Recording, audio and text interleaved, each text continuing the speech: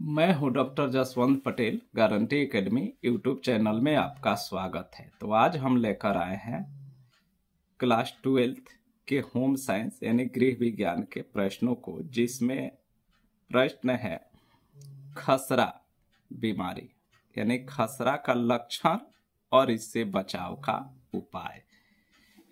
इस वीडियो में हम लोग जानेंगे कि खसरा का लक्षण क्या है और इससे बचने का उपाय क्या है।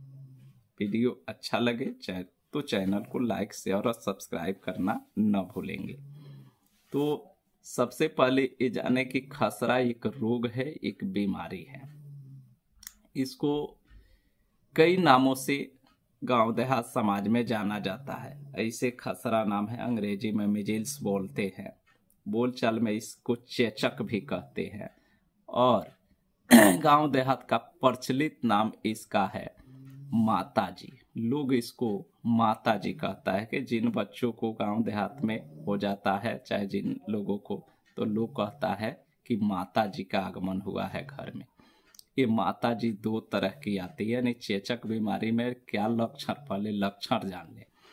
तो पहला लक्षण कि शरीर में उच्च तापमान रहना यानी तेज बुखार होना। जब भी खसरा बीमारी होगा तो हाई लेवल का टेम्परेचर रहेगा यानी तेज बुखार होगा। दूसरा लक्षण है त्वचा पर लाल लाल दाने निकलना। त्वचा जो है, ऊपर चमड़ी जो है, उस पर लाल लाल दाने निकलेगा, पूरे शरीर में निकल सकता है। शरीर का रंग बदरंग हो जाता है जब वो छूटने लगता है। तो दो तरह के कई चेचक है। ऐसे एक में होता है कि बड़ा झलका हम लोग बोल सकते हैं, या जला हुआ जब शरीर होता है, शरीर जल जाता है तो एक प्रकार का चमड़ा उठ जाता है, उस प्रकार का इसमें दाना। तो बड़ा जो दाना निकलता है, कम किसी भी अंग में एक ही या दो निकलेगा, तो उसको लोग देहात में बड़ी माता कहते हैं। और छोटे छोटे जो लाल लाल दाने होते हैं उसको छोटी माता कहा जाता है।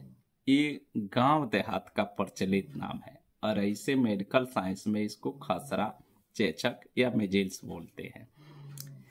और बचाव का उपाय क्या है? तो लक्षण तो ये दो है कि शरीर में टेम्परेचर, तेज बुखार और शरीर पर लाल लाल दाने या एक विशेष प्रकार के घाव का रूप दिखता है।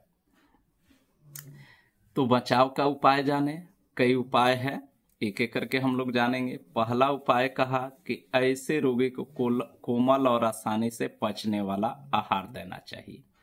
ऐसा जो रोगी है उसको कोमल यानी मुलायम आहार, ऐसा आहार जो आसानी से पच सके, तेल मसाला ये परहेज कर दिया जाता है।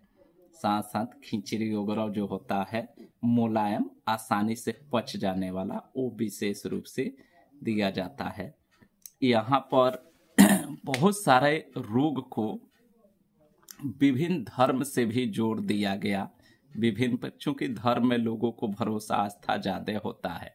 तो यहाँ पर देखिए, ये तो एक रोग है, लेकिन देहात में इसका क्या प्रचलन प्राचीन काल से चलते आ रहा है कि जब भी इस तरह का रोग हो तो घर में साफ सफाई बढ़ा दी जाती है, तेल मसाला ये सब पर वर्जित कर दिया जाता है, क्योंकि इसमें जलन होता है। तेल मसाला का इस्तेमाल ज्यादा करेंगे तो ये जलन और बढ़ेगा। तो जलन बढ़े नहीं, लोग मुंह पर अपने रोक नहीं लगा पाएंगे, इसलिए इसको धर्म से जोड़ा गया कि ये माता जी है, माता जी घर आई है, तो यहाँ पर तेल मसाला का इस्तेमाल न करें।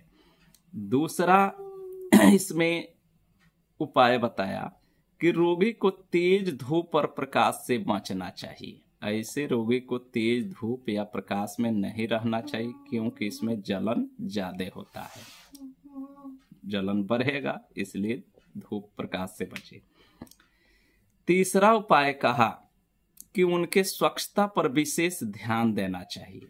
ऐसे रोगी की साफ सफाई पर विशेष निगरानी रखा जाता है। इसीलिए तो इसमें लोगों में प्रचलन है माताजी के नाम से, कि प्राचीन काल से ऐसा धर्म से जोड़ दिया गया कि इस नाम पर भी लोग कम से कम साफ सफाई पर विशेष ध्यान देंगे।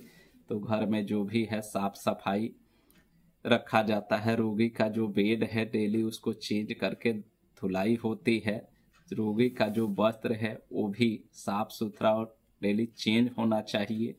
तो विशेष रूप से ये गंदगी से बढ़ने वाला रोग है, इन्फेक्शन होने का ज़्यादा चांस रहता है। इसीलिए ऐसे रोग होने की स्थिति में साफ सफाई बढ़ा दी जाती है। नीम का पत्ती वगैरह जो देहात में होता है, गांव के लोग उस रोगी के आसपास नीम की पत्ती रखते, क्योंकि आप भी जानते हैं कि नीम का पत्ता कीटनाशक का काम करता है। तो जो भी इससे वायरस वगैरह पनपने का चांस रहेगा, कहीं ना कहीं उससे बचाव ही होगा। चौथा कहा कि ऐसे रोगियों को अन्य स्वच्छ व्यक्तियों से दूर रखना चाहिए। यानी जो भी इस तरह का रोगी है तो अन्य जो स्वच्छ व्यक्ति है उनसे थोड़ा दूरी बनाकर ही रखें। दोनों तरह का चांस है, एक तो स्वच्छ व्यक्ति को होने का भी चांस संपर्क से है, और दूसरा कि हो सकता है कि जो संपर्क में अन्य व्यक्ति आ रहा है वो अस्वच्छ हो, तो ये रोगी को भी इन्फेक्शन का डर रहता है। इसलिए जो भी स्वच्छ व्यक्ति से दूर रहे। पांचवा उपाय कहा कि इस रोग से बचाव के लिए जन्म के 9वें माह पर, यानी ये रोग हो ही नहीं भविष्य में, इससे बचने के लिए जन्म के 9वें माह, हर टीके का अपना अलग अलग समय होता है। जैसे टीबी रोग से बचने के लिए जो बीसीजी का टीका लगता है वो जन्म के तुरंत बाद 1 से 2 घंटे के अंदर दे दिया जाता है। लेट सेट हुआ तो 1 माह के भीतर। डीपीटी जो कुकुर खांसी का टीका है वो जन्म के 1.5 माह से शुरू होता है। जबकि यही डीपीटी का 3 गो डोज होता है, पहले वीडियो में बताया है। लेकिन खसरे का जो चेचक का जो टीका होता है वो 9 महीना पर ही लगाया जाता है, और मात्र एक ही उसका डोज होता है 9वें माह पर। तो उसको खसरे का टीका या मिजेल्स का टीका या चेचक का टीका के नाम से जाना जाता है, जो हर सरकारी अस्पतालों में उपलब्ध होता है। एएनएम के द्वारा रूटीन इम्यूनाइजेशन के तहत इसको बच्चों को दिया भी जाता है। तो ये रहा आपका बचाव का तरीका। हाँ, ये 9वें माह पर जब भी बच्चे को टीका दिया जाता है तो उसी समय पर उसी के साथ एक और भी बीमारी का डोज दिया जाता है। वो टीका नहीं है, वो डोज है। उसका नाम है विटामिन ए की डोज। यानी बच्चों को विटामिन ए की कमी से जो आंखों की रोशनी कम हो जाती है, रतौंधी नामक जो बीमारी होने लगती है, उस बीमारी से बचने के लिए 9वें माह पर जो मिजेल्स का टीका लगता है उसी के साथ में विटामिन ए का भी खुराक दे दिया जाता है, ताकि वो रतौंधी बीमारी से बच्चा बच सके।